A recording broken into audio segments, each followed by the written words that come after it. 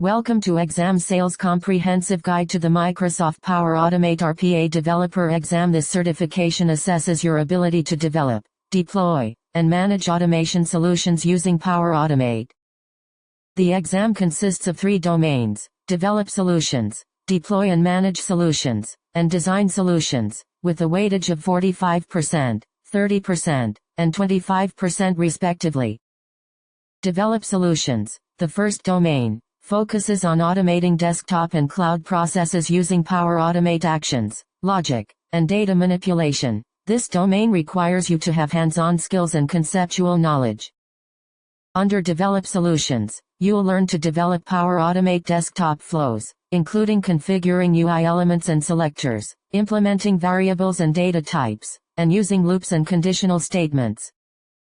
You'll also develop Power Automate cloud flows, configuring triggers, utilizing standard and custom connectors, and integrating cloud flows with desktop flows.